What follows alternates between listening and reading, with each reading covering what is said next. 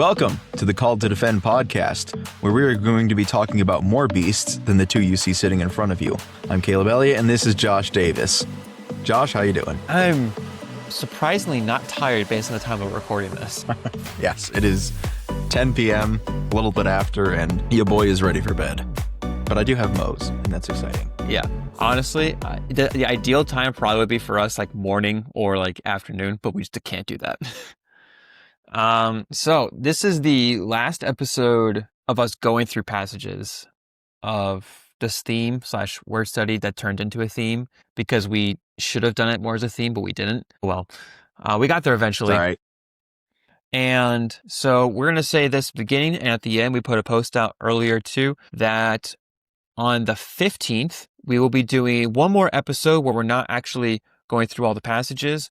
We're going to be giving you guys the opportunity to send in any questions you might have regarding anything we've talked about, or things that you would like us to look into regarding this theme. Maybe it was a passage we haven't looked at. Maybe it's clarifying a passage that we have looked at.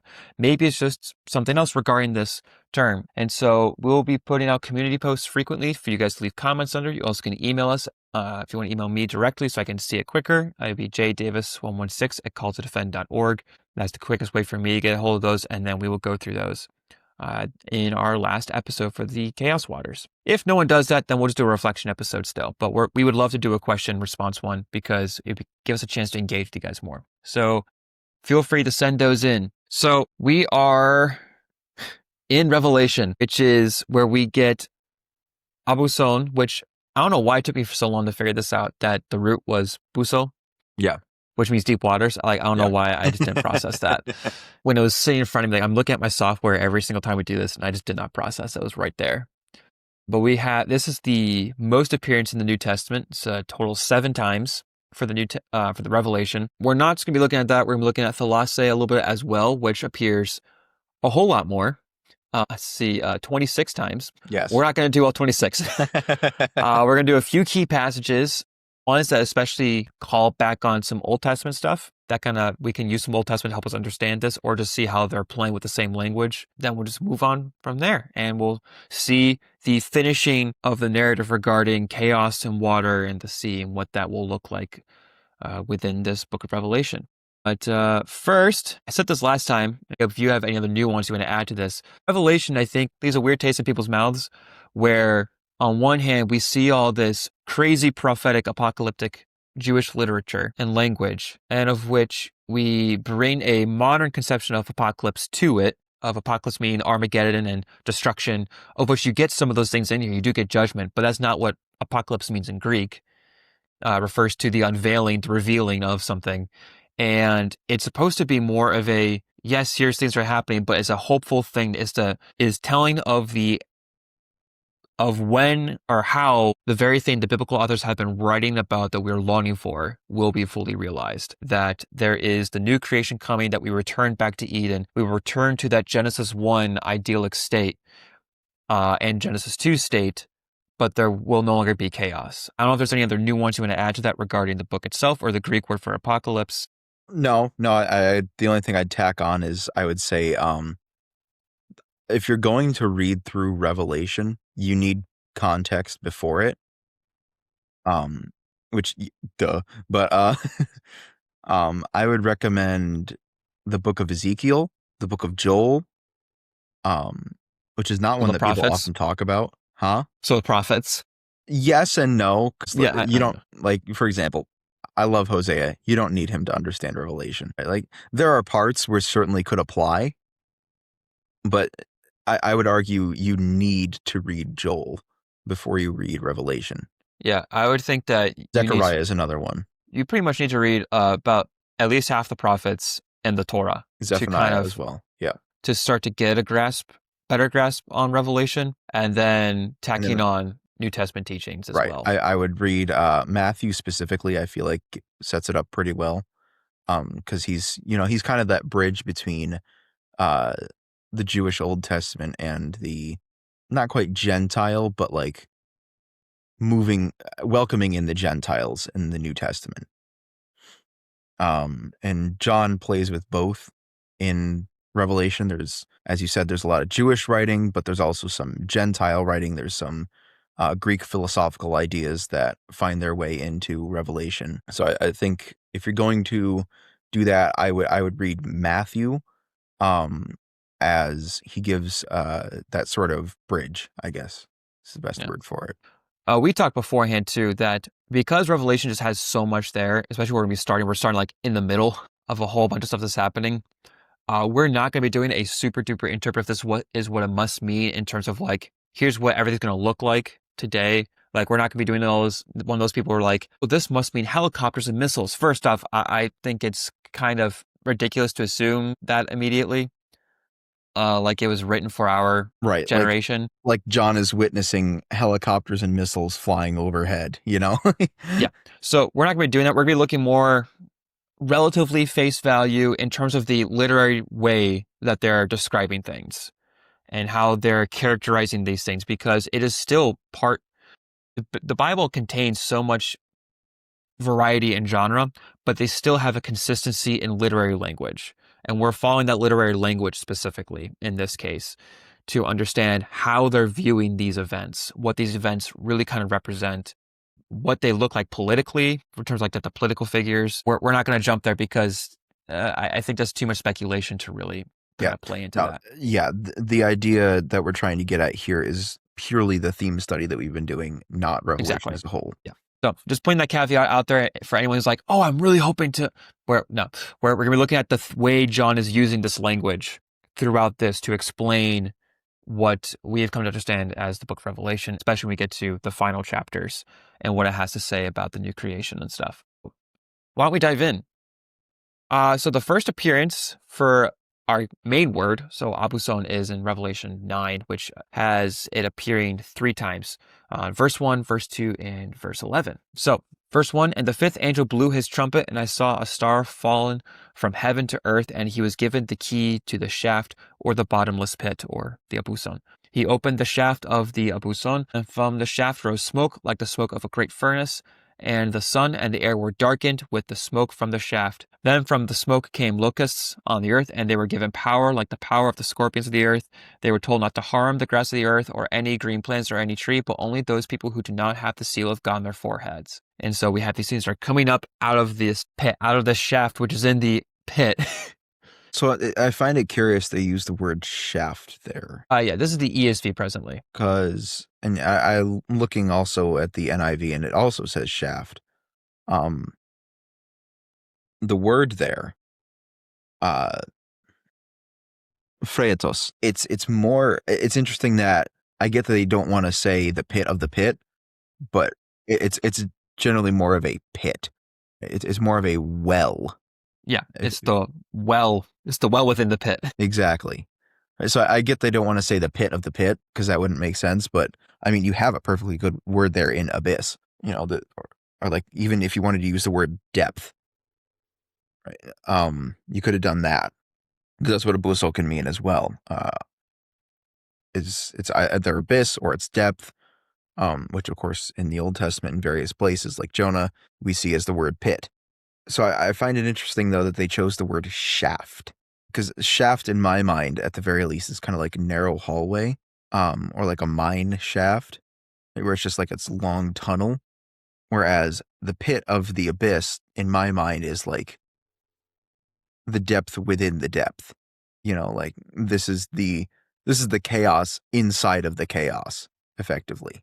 And so it's interesting is that it is the key as the passageway into the pit. Yes. Or into, like, let's just go back to the root word for a second. I think maybe to kind of make it less, try to tie it back to what we've been focusing on and to maybe make it less weird sounding. So the deep waters, there's a well in the waters, and it's the passageway into the waters, of which contains these locusts, of which have a leader, which comes up in Revelation 9:11, which says they have as a king over them the angel of the Abuson. His name in Hebrew is Abaddon, and in Greek he is called Apollyon, which means destroyer, by the way. Right.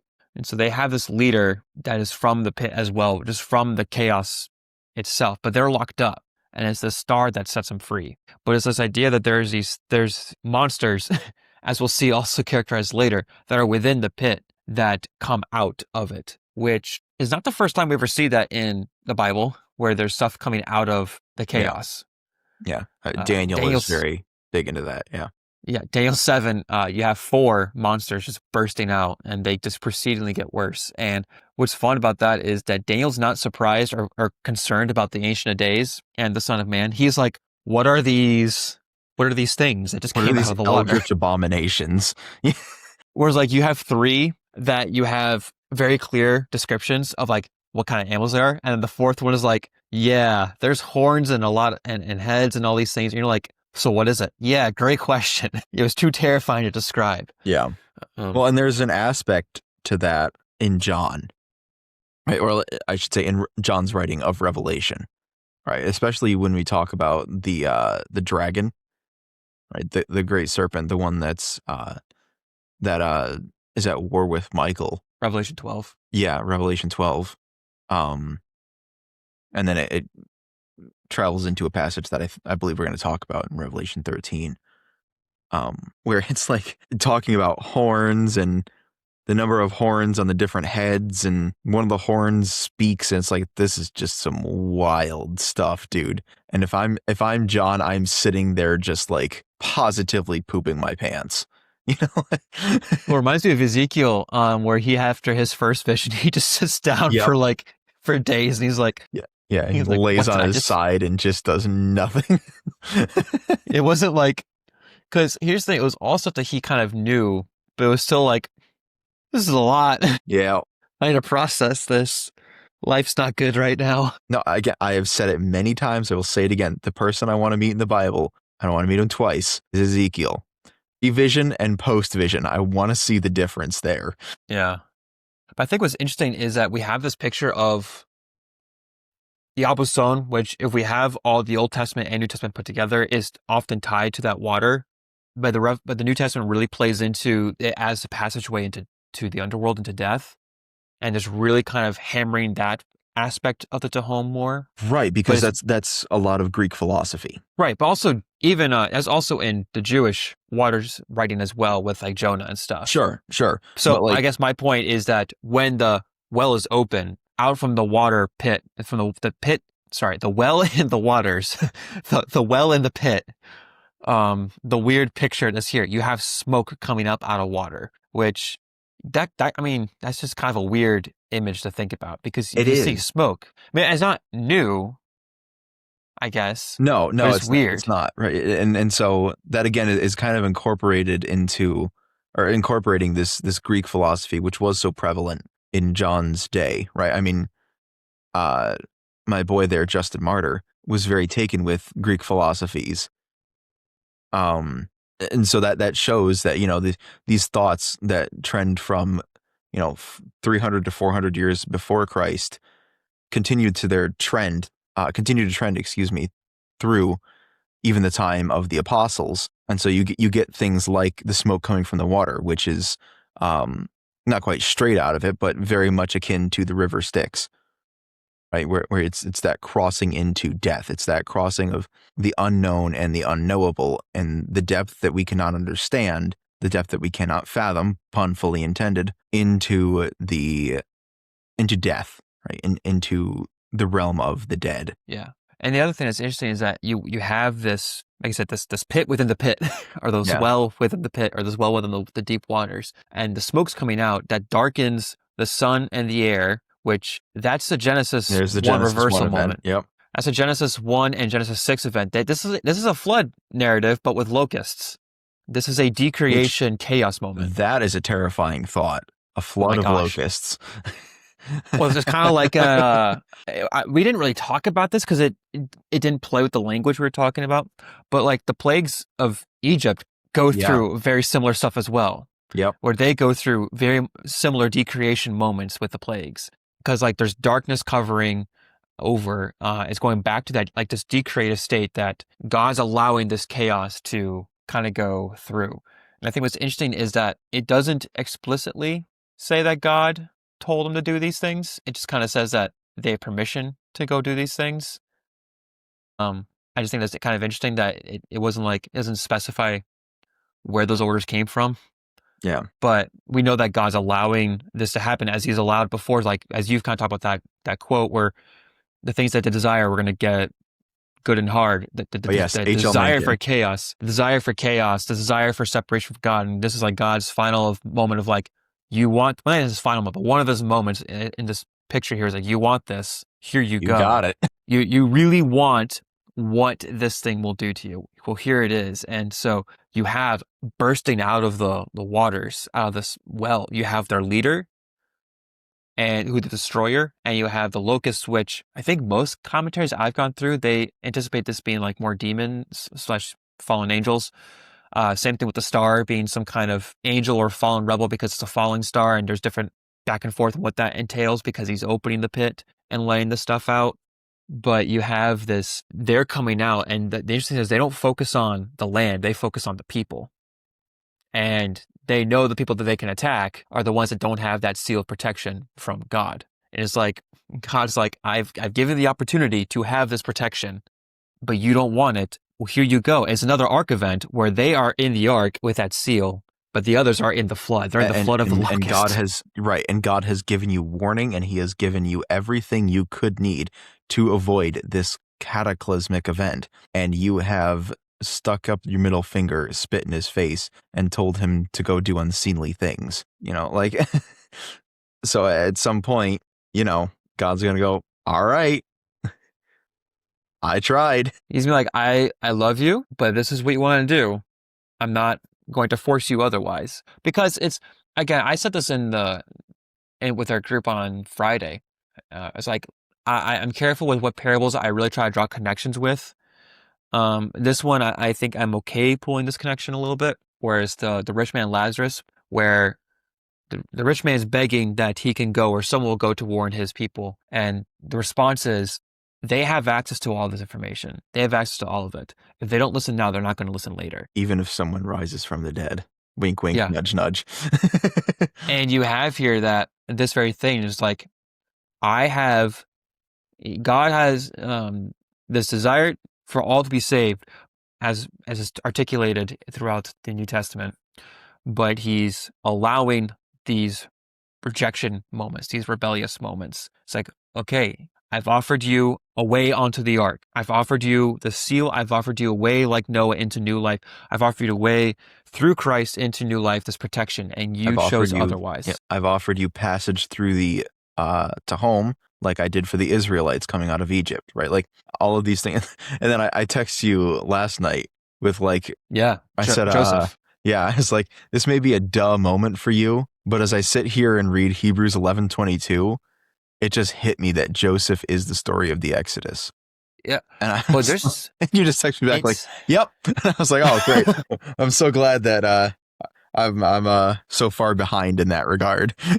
I don't think it's so far behind. It's one of those things where there's moments where things are very explicit, like the Exodus is extremely explicit, but you have that there's things that come after that echo back to Exodus, and there's things that are leading up to it. They're following that same narrative. And then Genesis has more explicit stuff. So when we think of like the Exodus, we're not thinking of like everything before Exodus because it's called the Exodus. And most of the New Testament focuses on that specific moment regarding the Exodus than it does on Joseph. And so I don't think there's behind the ball on that. It's just even the biblical authors focus more on the Exodus moment because that is, I like how one scholar I was reading put it.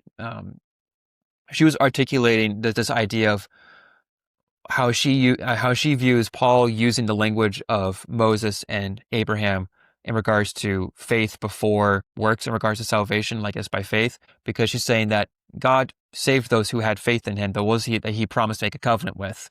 They've already been saved. It is later that he then gives them the commands of how to uphold the covenant or how to live out that covenant. But they were saved and delivered before that covenant or that those laws came about. And she says, like, even when people want to say, look at Moses, you have the first 30 plus chapters that literally show that it was not works that saved Israel from this or not delivered them. If you're going to use that as an archetype for saying works are what save you. Which I thought was like, And I was like, wow, I've never thought of it that way. And that made me feel behind the eight ball because of that. But again, it's one of those things where it's like, it's not explicit sometimes, at least not to us, because we have all these other things we're more focused on or other things where we're catching. So no, yeah, it blows my mind just sometimes how much Revelation is tying all of these things together. Right. Well, and I mean, it makes perfect sense to be doing so because it is, the The culmination last of book. everything. Right. Yeah, exactly. Right, you got to go out on a strong note here. It's the word of God. It's, everything has come up to this moment. You can't drop the ball. And John certainly doesn't. Yeah.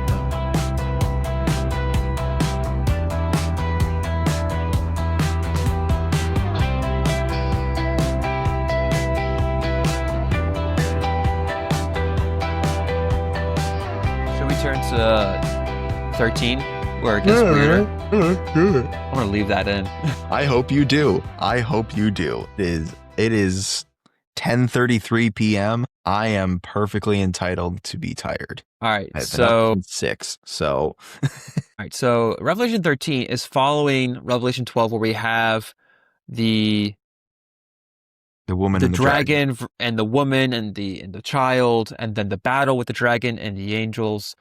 I'll just read the last few verses that lead up into it, starting verse 16. But the earth came to help of the woman, and the earth opened its mouth and swallowed the river that the dragon had poured from his mouth. Then the dragon became furious with the woman and went off to make war on the rest of her offspring, on those who keep the commandments of God and hold to the testimony of Jesus. And he stood on the sand of the sea. Then we get to chapter 13, verse 1, where John says, "And I saw a beast rising out of the sea." So we have a second beast now. We have a dragon and we have this beast with 10 horns and 7 heads and 10 diadems on its horns and a blasphemous names on its head. And the beast that I saw was like a leopard. His feet were like a bear's, and his mouth was like a lion's mouth.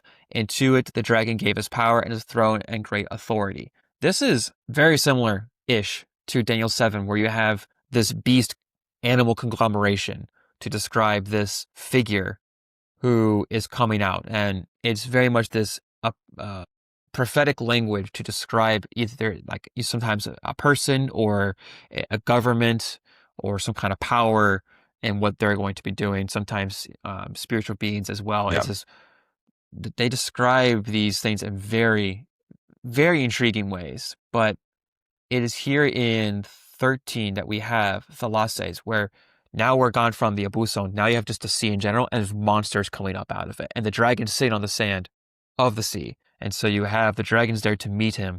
Yeah, and I think it's important to, I'm not saying you did this, but to not abandon what we just talked about in chapter 9, which is the opening of the pit. Right. That is the precursor. That is what allows for this general sea now to emerge into full chaos. Yes. Right. The opening of the pit was to let everything out into the sea. And now that everything is out into the sea, they're going to start coming out of the sea, right? They're going to start now that the seal of chaos, I guess, has been broken. Chaos is just going to start flowing forth immensely, right? And you see the very first thing that, not the very first thing, but like within the first notable thing about it, right? Obviously, it's got 10 horns and 7 heads. All right, that's kind of notable. 10 crowns on its horns. All right, makes sense. On each head, a blasphemous name. The first real characterization of this thing, not physical description, but an actual characterization of this thing is blasphemy. Because blasphemy is a rejection of God, who is order, who is love, who is life, who is and so then you have this idea of, well, the complete rejection of that, the blasphemy must come out of chaos. It must come out of this just unparalleled, unbelievable level of chaos. For anyone who's curious of like at least the Greek technical definition, if you want to add extra nuance to this, you're welcome to. But I'm reading from the LSJ and BDAG. Word of evil omen, profane speech, defamation and slander, irreverent speech against God and blasphemy. And then BDAG, reviling, denigration, disrespect, slander, to revile, to defame. It's not even just like rejection. It is a an attack on that Right. person in this rejection. Yeah. So the word there, blasphemias, excuse me. Obviously blasphemy, right? It's basically the same word. It's a transliteration into our language. Right. But it strongly is as it's a strong connotation of like abuse. Like this is not just, somebody taking the Lord's name in vain, as bad as that is. This is something much more sinister, much more malicious, much more angry in its nature, right? And so it's difficult for us to really kind of conceptualize what exactly that means, right? Because on each had a blasphemous name, right? What is a name that abuses God, right? It's difficult for us to conceptualize that, but we have to understand, obviously, there's a lot of poetic language here. There is a lot of Jewish thought in this. I would say in this particular section, there's a lot of Jewish thought, right? We talked about the connection here to Daniel 7, how it's basically almost identical, really, when you're looking at it, especially when you're talking about the horns and the heads and the crowns there. This is supposed to be kind of that parallel back to Daniel, where it's saying, hey, remember all of these chaotic monsters, and remember all of these evil and vile things that they represent, and how, Babylon, the exile to Babylon, plays a part into that, and how that was really kind of, how that was, once again, a sort of decreation event, and we returned back to the state of chaos in the wilderness. Remember all of that, and now remember, who Nebuchadnezzar was and how he, in many ways, profaned God and spoke out against God and blasphemed and abused God in that sense. But don't forget who got the last laugh, right? Don't forget who wins in the end. It's not Nebuchadnezzar. It's not going to be this beast, right? It's God. I do get a kick out of verse 4, though, with people worship the dragon because he had given authority to the beast, and they also worship the beast and asked, who is like the beast, who can wage war against it? Well, that question will be answered, guys. Don't worry. It's not even going to be God. It's going to be a creature lower than God that the beast cannot contend with. Right? A being of, if we're power scaling, not even in the same, 1 billion orders of magnitude of God. That's who. I think is interesting is John plays with the sea in sometimes just as a geographical location a little bit, like describing where the angels are standing over and how it's the east and the west and like all these kind of things. But then he also plays heavily into this Exodus language, like you have the sea becoming blood, like the river did in Egypt, or you have like monsters coming out of it like it did in Daniel, or like things are coming out of it that are bringing up the darkness as it did in Genesis 6 or the pre-Genesis 1. And John is revving up all this language because there's it's toward the end that we'll get to see where there's a verse where he very specifically uses a choice word to describe how everything will turn out. And he's building it all up as he turns sea from just a general thing to here's a product of the Exodus curse, to here is it now becoming a source of where the chaos is coming from, to this is a weapon now, and all these things of he's revving up this language for describing the fact that chaos is coming, but the one who reigns over all is going to wipe it all up, which I think is really, really brilliant on John's part by the guidance of the Holy Spirit. It's that divine and human author, where the divine author is working through the human author, and he's chosen this human author, but it's the divine author still guiding him and writing these things. And it's really, really, really intriguing just to see how they play with this language.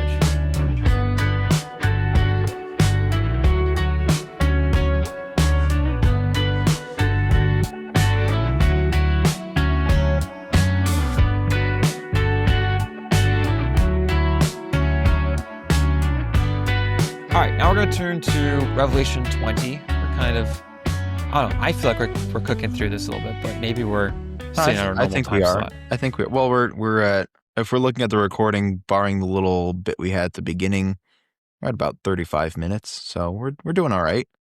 Okay, so we're on track. I feel Yeah. like we're going through it faster, but I guess not. Well, because I think part of us is worried that we're going to miss something because there is so much here. Well, yeah. But we also have to realize that we have been talking. I almost said we have been in the abyss for. We have been talking about the abyss for almost 2 months now.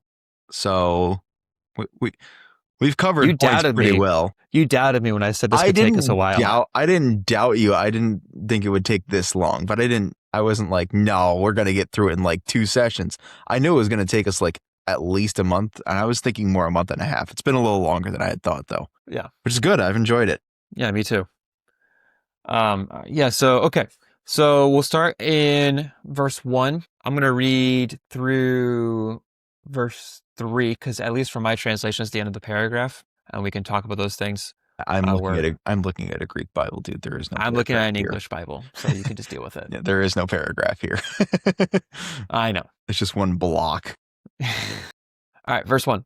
Then I saw an angel coming down from heaven, holding in his hand the key to the bottomless pit and a great chain. So I think, okay, I know I said I was going to stop later, but that's really interesting to me right there. Okay, I just want to pause there.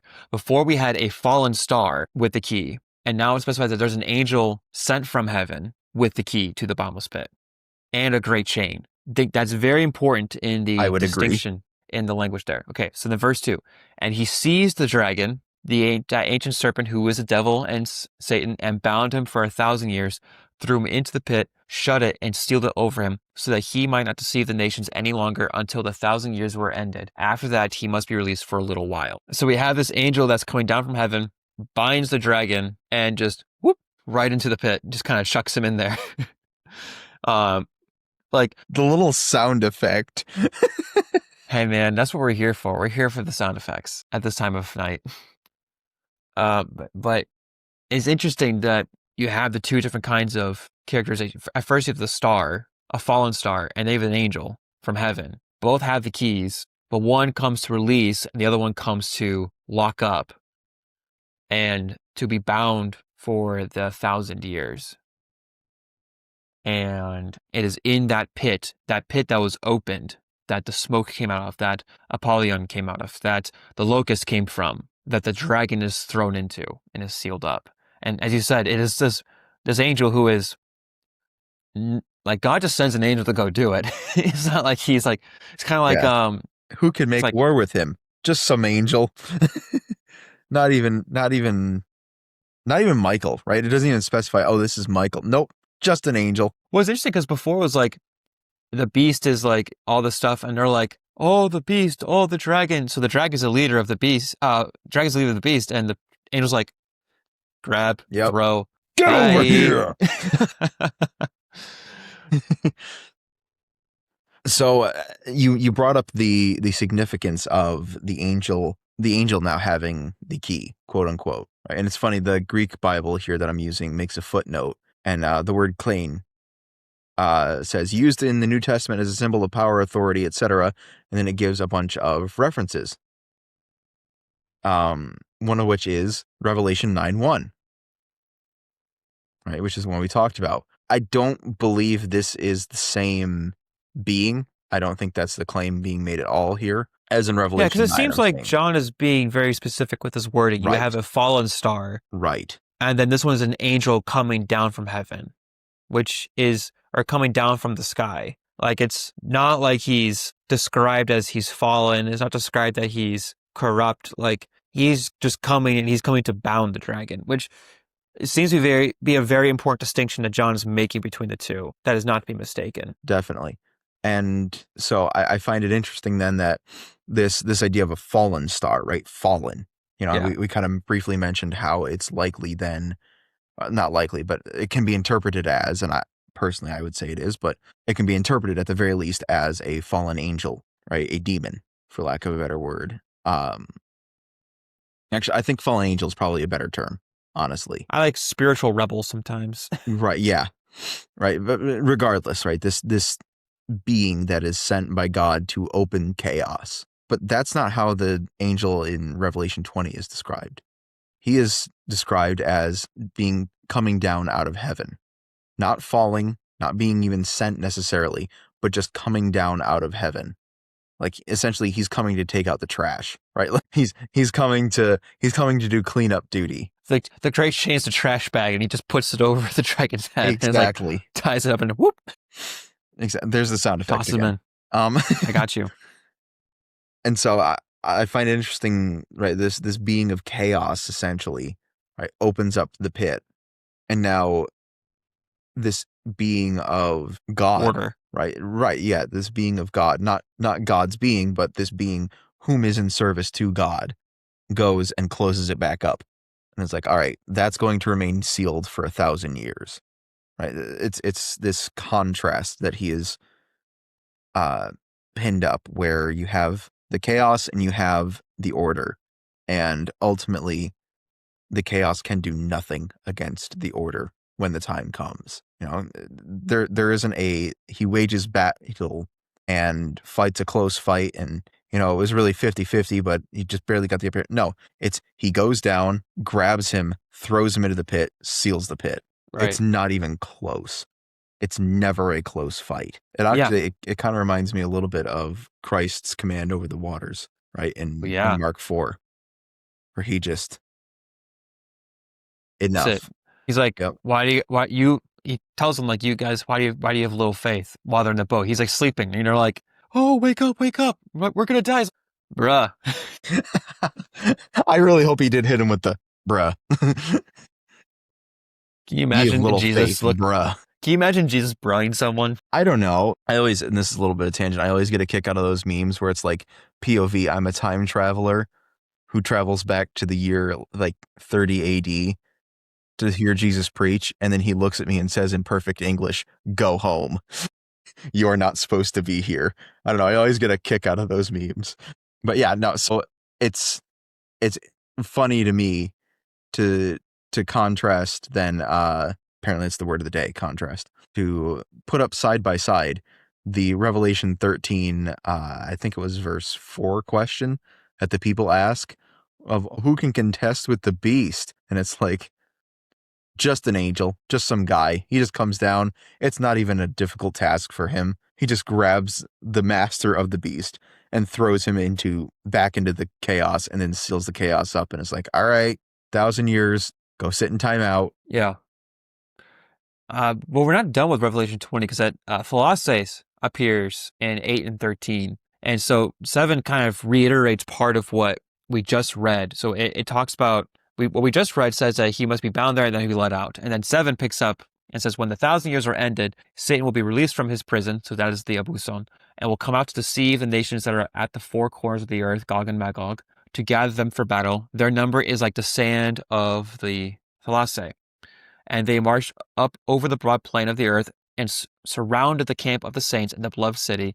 But fire came down from heaven and consumed them. The devil who had deceived them was thrown into the lake of fire and sulfur, where the beast and the false prophet were, and they'll be tormented day and night forever. That's still not where we have the next word, but we have now, and instead of like the lake of like the water of chaos and death, now is like the lake of fire that's going to burn them, that they're being thrown into. That he's been out and they have all this army, but then they're thrown in and they're done away with. And I love that it's also like, it's just very like, very much like, yeah, they got up. It's this big, like, oh, they're going to war. Things about to happen. Fire came down, consumed them. They're done. God's like, yeah, it's the same thing when Elijah is on the mountain, right? And the commander, the captains of Jezebel's army are approaching, and it's just like, fire. All right, it's over. You know, it feels like this big climactic event that's going to happen in Elijah's life. You know, well, they're going to get him. There's, 100,000 troops there, and God just like, fire. All right. Anybody else? Wait. Didn't think so.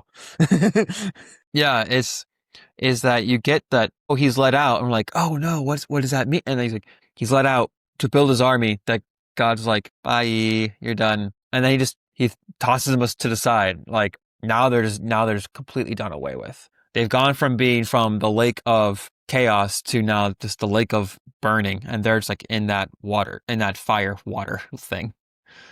Just playing with the word lake there. I know it's not technically water, but that liquid, which is just really interesting. Something But else that I no, quite like here in Revelation 20. Let's see, verse 10 there. Kai, oh dear, why did I do this to myself? Kai basanisa basanis thesontai. where are you looking right now? Verse 10. Right, I have Hol Diablos before after Kai. No. That is not the Kai I'm looking at. I have Kai ho diablos ho Oh, phanon. and the false prophet? No, and they So ho, will yes, be false tormented. prophet, Kai, torment. Interesting word there. Yeah, We've talked about that word before. yeah. So it's That really long, annoying Greek word. yes, that really long, annoying Greek word. That I definitely just butchered, which me of all people, you know how much I stress Greek pronunciation, but that is not a fun word to try and pronounce. Because you have to hit the S sound, this right before a so it's, which, you know, for a native Greek speaker, that's not that bad, but for The sun is the Yosoi American, Sith. That's annoying. yeah, for Yosoi American, that's not a sound I'm used to making. Hence why it tripped me up. Dang. But anyways, so that word that we have seen before, that's Matthew 14, verse 24, when it's talking about the battering and the tormenting of the boat, that's that same word. In other words, this chaos that, you know, for in most people's minds that the devil represents, he represents this chaos, this outer darkness, this death, right? That he's supposed to be like the ruler of hell in a lot of people's minds. Um, no, he is running, screaming from that as fast as he can. And because he knows once he is thrown truly out of God's presence into that chaos, it is torment. It's like, because if you remember back to Genesis 1, in God's presence, there's light. But in the absence of God's presence, there's chaos. And Satan has been acting as an agent of chaos. But soon he will be experiencing the chaos for himself, because he will be completely absent of God's presence, as well as the beast and the false prophet and the army. They're like, God is like, because God's omnipresent and like he's in this, our understanding of like how this all works, but like you're outside of his domain, you're outside of his kingdom now. Yeah. You're outside of that, and you're outside of that order and that structure. They are in that pre-day one state now. Right. And that is what hell is. Right? People do not understand, right? The lake of fire that they're being tormented in, that is the chaos. That's hell. That's what hell is. And people think right now, or people have this incorrect idea that there are beings in hell. Hell is empty right now. There is no one in hell yet. Hell is the final judgment. It is the second death. It is the true separation from God, the fullness of chaos, right? As you just said, that pre-Genesis 1 state that we don't know anything about, and that is terrifying. Now, let me clarify. We're not saying pre-Genesis 1 there was hell. Right. But Right. it's We're saying that state of complete chaos. that state of like, or maybe even this way. Maybe I should rephrase it. The pre-Genesis 1 state is disorder. It has not been ordered yet. So they're not even, but so they're going into that absence of God, into disorder, but it will be more than just disorder. It will be that they will be given up to the chaos. They'll be given up to the very thing that they have been fighting for, which will destroy them. And it's almost even a little bit worse because there was the option for them to be saved. I guess it's one thing to be given over to chaos in like a pre-Genesis 1 sense. It's another thing entirely to have it post-Genesis 1, because that's when God offered you the ability to be saved from it and you rejected it. That's a whole new level of pain, at least in my mind. That's a whole new level of, oh, I fricked up. Oh, I done fricked up. But you're so entrenched in your own desires and your own sin and your own craving of the same chaos that's destroying you, that, as C.S. Lewis said, the doors of hell are locked from the inside. You know, you don't want to leave this chaos that you're in, even though it's tormenting you. And before people say, oh, of course I'd want to leave, how many people do we know live awful, miserable lives and do nothing to change it? Right? Like, I guess, I don't know, perhaps I'm drawing too much from this, but to me, it's almost like you are tormented by the choices you've made, and yet you refuse to make a different one. I think the interesting thing too is to kind of tie into what you're saying in verse 13. It talks about how the sea is the one giving up the dead that's in it. Right. Death and Hades gave up the dead. So it says the sea gave them up, and then it says death and Hades gave up. It's equivocating those two. And they were judged, each one of them, according to what they had done. Then death and Hades themselves were thrown into the lake of fire. This is the second death, the lake of fire. And I like that it's almost like death and Hades don't get a choice here, right? Like, talking about how much greater God is than chaos and how he's really in control here. And this is, I guess, this is kind of the pit of the pit, isn't it? Right? Like, death and Hades are the pit of the pit. Right? There's the surrounding pre-Genesis 1 chaos. And then inside of that, there's death and Hades. And so death and Hades are like this sample tasting of what separation from God is like. Whereas then even death itself wants nothing to do with this disorder that is without God. But it's forced against its will to give up its dead, and then it is cast into the lake of fire. Right? Like, it does not get a choice in the matter. God is so totally in control of everything that the very forces of chaos that have been fighting him since before time itself, essentially, not quite before time itself, but since the dawn of time almost, can do nothing when actually confronted with him. So I think what's really interesting is that you have this personification of death, Hades, the sea, and death and Hades are not given the chance for judgment like the people that are in death and Hades are. And you have the devil, the dragon, who's not given a judgment either. It's like these agents of chaos, they're not given any of those things because they're so not even just absent of like God's presence, but of like God's entire like nature in terms of like how to live out things. Like that, like it's kind of like they're so darkened over by the teachings from God. They're so turned away from that they are going towards that direction. But they're also not opposites of God because they don't compete with God. God just kind of like, whew, you're done.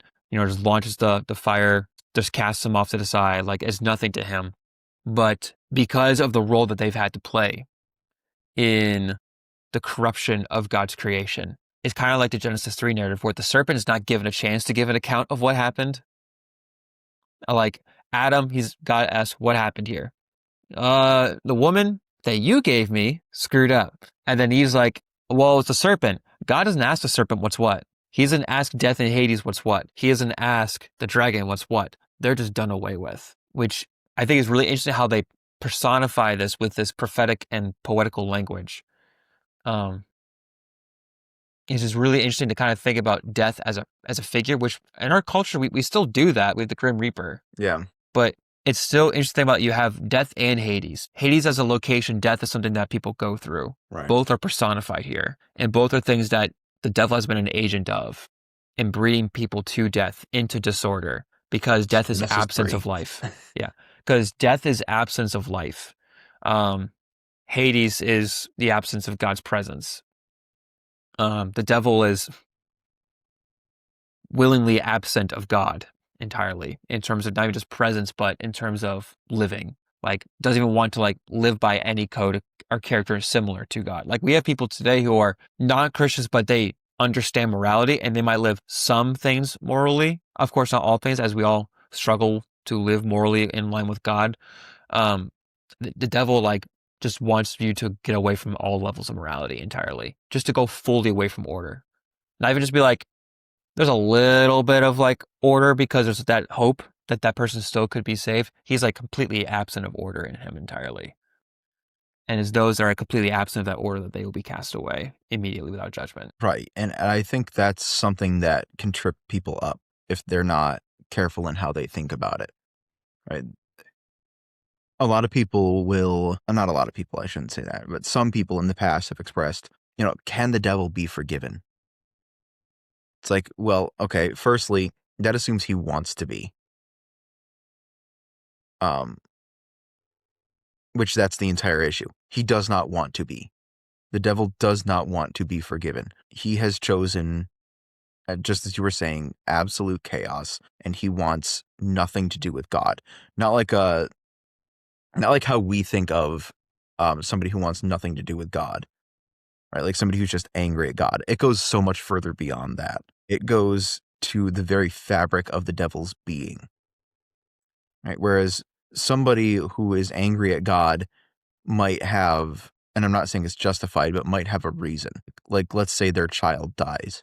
That I can understand. I'm not saying it's a justifiable reason, but I can understand why that would make you perhaps angry at God. Yeah, because some people would say, okay, God took my child, or the question of God allowed this to happen. Like there's at least a question discussion to be had.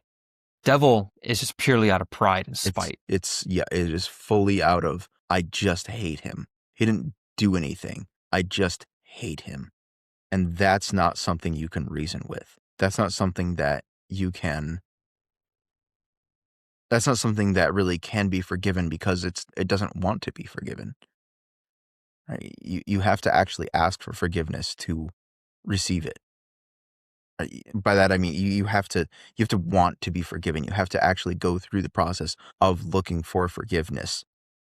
Right? If I stab Josh in the leg, and then I try to keep doing it, he's not going to forgive me in that moment because I'm still trying to do it, right? Like I'm still trying to attack him. I'm not seeking forgiveness. I don't want to be forgiven in that instance. It's a crude analogy and it's not the best, but it's suitable to what we're talking about here, where the devil is not looking to be forgiven. He does not want God to forgive him. He wants, as Josh was saying, complete and total disorder. He wants no part of God. Not in the human sense, in a sense of hatred and evil that we cannot fully understand. It is his desire to drag everything back into complete and total disorder. And not even just disorder, beyond disorder. Like, he wants to somehow bring things beyond the pre-Genesis 1 state. Because he knows that if humans are acting in chaos, they will destroy themselves. And therefore there will be no life. And in his mind, that will be, if he cannot be God, that'll be his way of undoing God's human project, is to completely wipe it out. Right.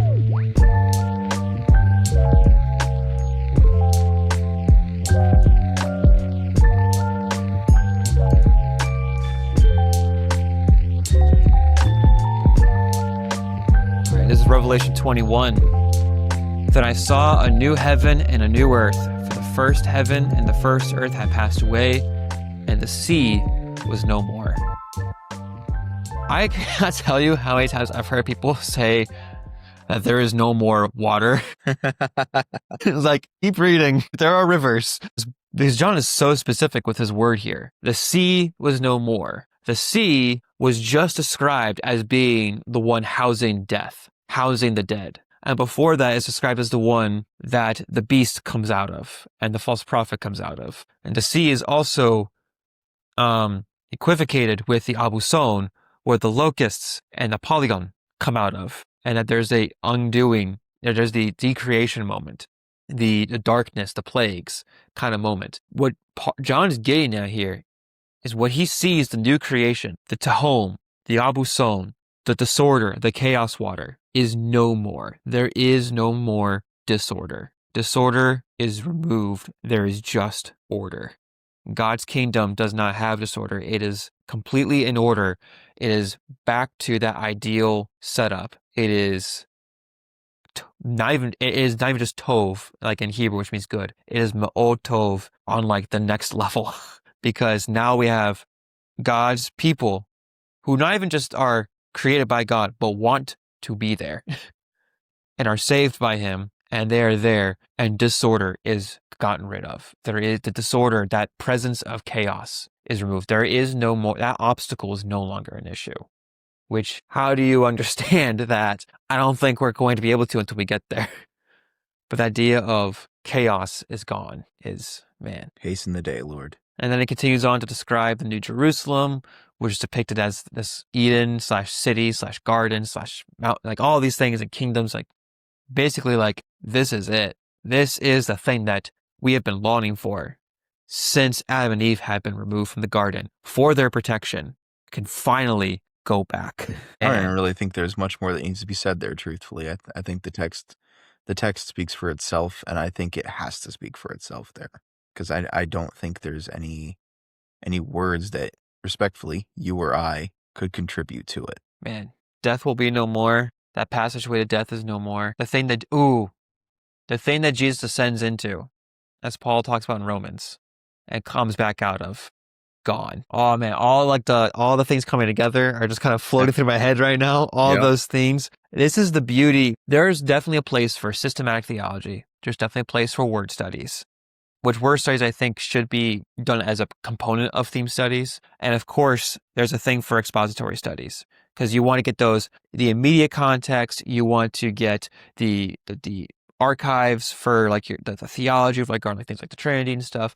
But there's something to be said about tracing a theme. And you're seeing this narrative that the divine author is guiding all of these authors to weave through, saying, look, here's how everything started. Here's where it all went down. But here's how it's all going back. And it's this unbroken thing that each author, guided by the Spirit, is articulating. Death is no more. Chaos is no more. Disorder is no more. Because he is. All because he is. Man. Amen. Amen. Well, I don't know if I have anything else to say to that. And you say you don't. I don't think there can be anything else said to that, truthfully. So with that said, as a reminder again, we're hoping to take in some thoughts and questions regarding this theme for our next episode. If not, we have a backup plan that'll be tied into this still, but this is the last set of passages that we're walking through. At least that we planned. But if you guys have questions about passages we didn't touch, or about passages that we did, or about concepts, we would love to hear it regarding the Chaos Waters. Please either comment them below here. We'll know to look for them here. Comment them on our community posts. Send me an email that I mentioned at the very beginning. Or just get them to us in some way, and we would love to take them. If not, we have a backup plan. But this has been the Chaos Waters series. Man, this has been a blast. Yeah, this was a lot of fun. Glad we did it. Yeah. All right. And I'll be more glad if you guys hit that like button, subscribe to our channel, and please leave down in the comments below, as Josh was saying, anything that you found interesting about the series, or even just this particular episode. With all that said, guys, Lord willing, we will see you in the next video. Peace. Peace out.